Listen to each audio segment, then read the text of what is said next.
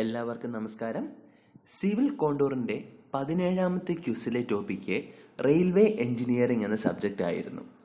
Railway എഞ്ചിനീയറിംഗിലെ 10 questions നമ്മളിവിടെ discuss ചെയ്യാൻ പോവുകയാണ്. ആ 10 ക്വസ്റ്റ്യൻസ് നിങ്ങൾ ഓൾറെഡി അറ്റൻഡ് ചെയ്ത് കാണുമെന്ന് വിശ്വസിക്കുന്നു. ആദ്യത്തെ ക്വസ്റ്റ്യൻ ഇതാണ്: name the organisation which is the research and development wing of Indian railways.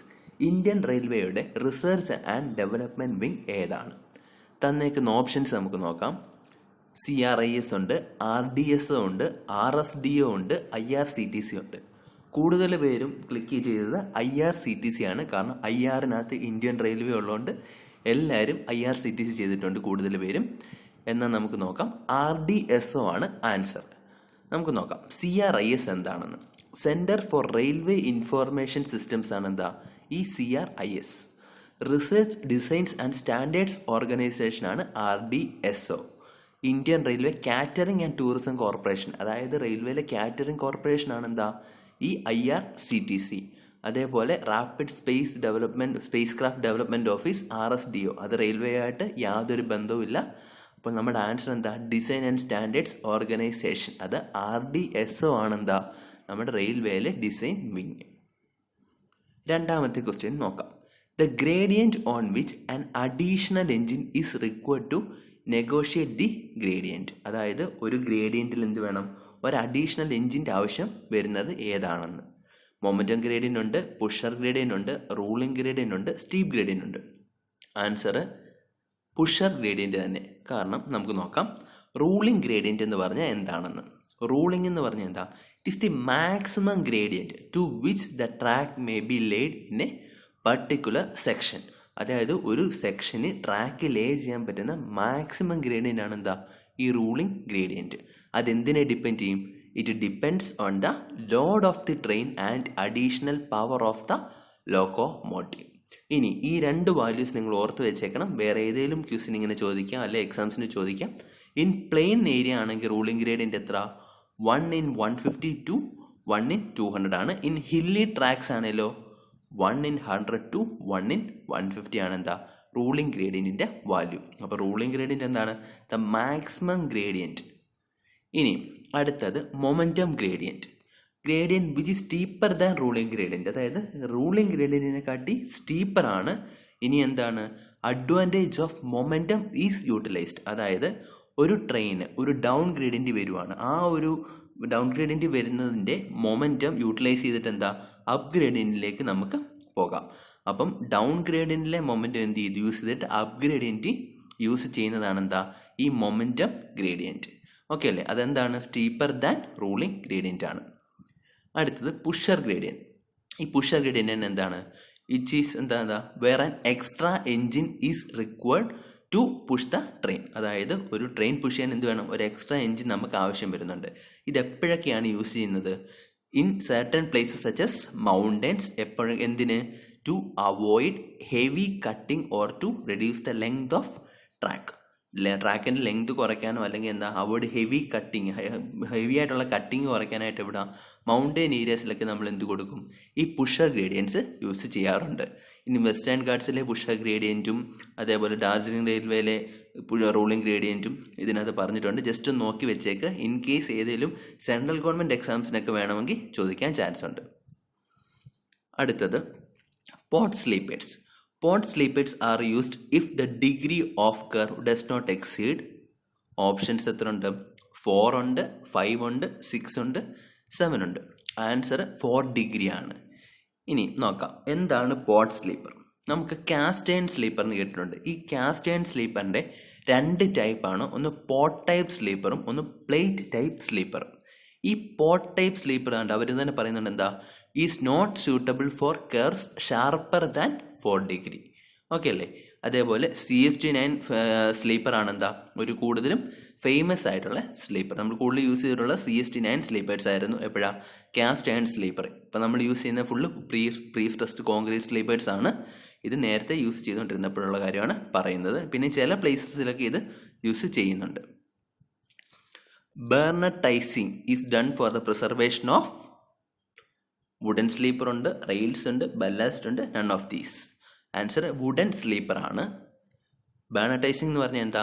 To preserve timber with a solution of zinc chloride solution വെച്ചിട്ട് ടിമ്പറിനെ പ്രിസർവ് ചെയ്യുന്ന പ്രോസസ്സാണ് എന്താ, ബേർണട്ടൈസിങ്. അപ്പോൾ വുഡൻ സ്ലീപ്പറിനെ എന്താണ് പ്രിസർവ് ചെയ്യാനായിട്ട് യൂസ് ചെയ്യുന്നതാണ് എന്താ, ബേർണട്ടൈസിങ് എന്ന് പറഞ്ഞൊരു മെത്തേഡ്.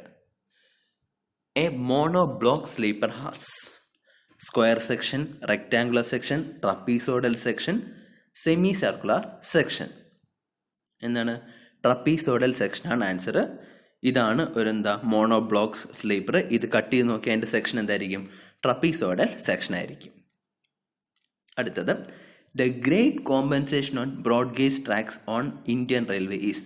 ഗ്രേറ്റ് കോമ്പൻസേഷൻ എന്താണ്? ഈ ഗ്രേറ്റ് കോമ്പൻസേഷൻ ഓപ്ഷൻസ് നോക്കാം. 0.02% ഉണ്ട്, 0.03% ഉണ്ട്, 0.04% ഉണ്ട്, 0.05% ഉണ്ട്. എത്ര ആൻസർ? 0.04% ആണ് ആൻസർ. ഇനി നോക്കാം എന്താണ് grade compensation. It is provided to reduce traction when gradient become steeper than ruling gradient on curves.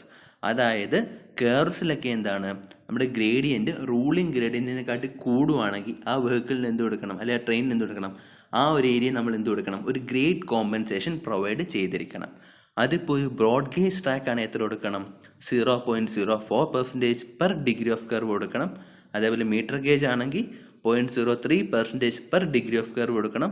Narrow gauge ആണെങ്കിൽ 0.02% പെർ ഡിഗ്രി ഓഫ് കർവും ഗ്രേറ്റ് കോമ്പൻസേഷൻ പ്രൊവൈഡ് ചെയ്തിരിക്കണം. ഈ 3 വാല്യൂസും സ്ഥിരം എക്സാംസിന് ഇങ്ങനെ സെൻട്രൽ ഗവൺമെൻറ് എക്സാംസ് ആയാലും അതേപോലെ PSCക്ക് ആയാലും സ്ഥിരം ചോദിക്കുന്നുണ്ട്. അതുകൊണ്ട് നിങ്ങൾ ഈ 3 വാല്യൂസ് കൃത്യമായിട്ട് ഓർത്തിരിക്കണം. അടുത്തത്, in A shunting signal if the red band is inclined at 45 degree it indicates. എന്താണ്? ഓപ്ഷൻ സ്റ്റോപ്പ് ഉണ്ട്, പ്രൊസീഡ് ഉണ്ട്, പ്രൊസീഡ് കോഷ്യസ്ലി ഉണ്ട്, നൺ ഓഫ് ദി എബവ് ഉണ്ട്. ഓപ്ഷൻ ബിയും സിയും ഓൾമോസ്റ്റ് കറക്റ്റ് ആണ്. പക്ഷേ കൂടുതലായിട്ട് നമ്മൾ ചൂസ് ചെയ്യുന്നത് ഓപ്ഷൻ ബി പ്രൊസീഡ് ആണ്. കാരണം ഇപ്പോൾ ഇതാണ് 2 പൊസിഷൻ. അതായത് ഓൺ ആകുമ്പോൾ എന്താണ്, ഇത് ഹൊറിസോണ്ടലായിട്ട് നിൽക്കും, ആ ബാൻഡ് ഹൊറിസോണ്ടലിൽ നിൽക്കും. ഓഫ് ആണെങ്കിൽ അത് 45 ഡിഗ്രി ഇൻക്ലൈൻഡ് ആയിട്ട് നിൽക്കും. ഇനിയും നമ്മുടെ റെയിൽവേ സിഗ്നൽസിലെല്ലാം ഓൺ സ്റ്റോപ്പാണ്, ഓഫ് എന്ന് പറഞ്ഞാൽ എന്താ പ്രൊസീഡാണ്. ഇനിയും അതേപോലെ തന്നെ ഇപ്പം ഇത് ഒരു 2 ആസ്പെക്ട് സിഗ്നലിംഗ് ആണ്. മൾട്ടിപ്പിൾ ആസ്പെക്ട് സിഗ്നലിങ്ങും 2 ആസ്പെക്ട് സിഗ്നലിങ്ങും തമ്മിൽ ഡിഫറൻസ് ഉണ്ട്. അതായത് നമ്മുടെ ഇപ്പോൾ ഒരു സിഗ്നലിനകത്ത് റെഡ്, ഗ്രീന്, യെല്ലോ. ഈ യെല്ലോ എന്ന് പറഞ്ഞാൽ എന്താ, നമുക്ക് പ്രൊസീഡ് വിത്ത് കോഷനാണ്. അപ്പോൾ ഈ യെല്ലോ വരുമ്പം എന്താ, അവിടെ ഒരു മൾട്ടിപ്പിൾ ആസ്പെക്റ്റ് ആണ്. അപ്പോൾ അവിടെ നമുക്ക് പ്രൊസീഡ് വിത്ത് കോഷൻ വേണമെങ്കിൽ പറയാം. ഇവിടെ 2 ആസ്പെക്റ്റേ ഉള്ളൂ. അതുകൊണ്ട് ഒന്നുകിൽ എന്താ ഓൺ അല്ലെങ്കിൽ ഓഫ്, എന്ന് വെച്ചാൽ സ്റ്റോപ്പ് അല്ലെങ്കിൽ പ്രൊസീഡ്. അങ്ങനെ ഒരു കണ്ടീഷൻ വെച്ചിട്ടാണ് എന്താ പ്രൊസീഡ് എന്ന ആൻസർ നമ്മൾ സെലക്ട് ചെയ്യുന്നത്. അപ്പോൾ പ്രൊസീഡ് വിത്ത് കോഷൻ മാത്രമേ ഉള്ളൂ എങ്കിൽ നമുക്കത് ചൂസ് ചെയ്താലും കറക്റ്റാണ്. അടുത്തത് 8ാമത്തെ question. The rails get out of their original position due to insufficient expansion gap. ആ ഫിനോമിനന് പറയുന്നത് hogging, buckling, creeping, battering. Answer buckling ആണ്. ഇനി നോക്കാം എന്താണ് hogging. When the rails bend vertically at the ends are known as hogged rail.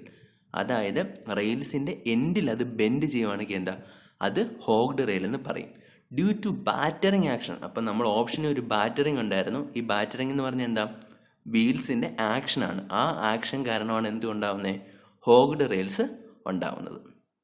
അടുത്തത് buckling of rail. എന്താ, the displacement of track from its original position. അതായത് original പൊസിഷനിൽ നിന്ന് നമ്മുടെ ട്രാക്ക് ഡിസ്പ്ലേസ് ആയി കിടക്കുവാണെങ്കിൽ എന്താ, അതാണ് ബക്ലിംഗ് ഓഫ് റെയിൽസ്. അടുത്ത ക്രീപ്പ്. ക്രീപ്പ് എന്താണ്, ലോഞ്ചിറ്റ്യൂഡിനൽ മൂവ്മെൻറ്റ് ഓഫ് റെയിൽസ്. അതായത് ലോഞ്ചിറ്റ്യൂഡിനൽ ഡയറക്ഷനിൽ റെയിലിൻ്റെ മൂവ്മെൻറ്റ് ഉണ്ടാവുകയാണെങ്കിൽ എന്താ, അതാണ് ക്രീപ്പ് എന്ന് പറയുന്നത്. അടുത്തത് demarcation line should be drawn from the edge of platform at a distance of. Options 1.2, 1.5, 1.8, 2 metre ഉണ്ട്. ആൻസർ 1.8 മീറ്റർ ആണ്. ഈ ലൈനാണ് ഡിമാർക്കേഷൻ ലൈൻ. ഇതിൻ്റെ ഡിസ്റ്റൻസ് എത്രയാണ്, 1.8 മീറ്റർ ആണ് നമ്മുടെ മാനുവലെല്ലാം പറയുന്നത്. ഓക്കെ, അടുത്ത ക്വസ്റ്റ്യനിലേക്ക് പോവാം. Last, 1 degree of curve is equivalent to എത്രയാണ്, 1600/r ഉണ്ട്, 1700/r ഉണ്ട്, 1750/r ഉണ്ട്, 1850/r ഉണ്ട്. ആൻസർ 1750/r ആണ്. നമ്മളിപ്പം ഹൈവേ ആയാലും റെയിൽവേ ആയാലും കർവിൻ്റെ കേസ് എടുക്കുമ്പോൾ ഡിഗ്രി ഓഫ് കർവ് എന്താണ്? 1750/r ആണ്. Where r is the radius of curve. Okay അല്ലേ? അപ്പം ഡിഗ്രിന്ന് റേഡിയസ് കണ്ടുപിടിക്കാനും റേഡിയസിൽ നിന്ന് ഡിഗ്രി കണ്ടുപിടിക്കാനും നമ്മൾ എന്ത് ചെയ്യും? ഈ ഇക്വേഷൻ യൂസ് ചെയ്യും.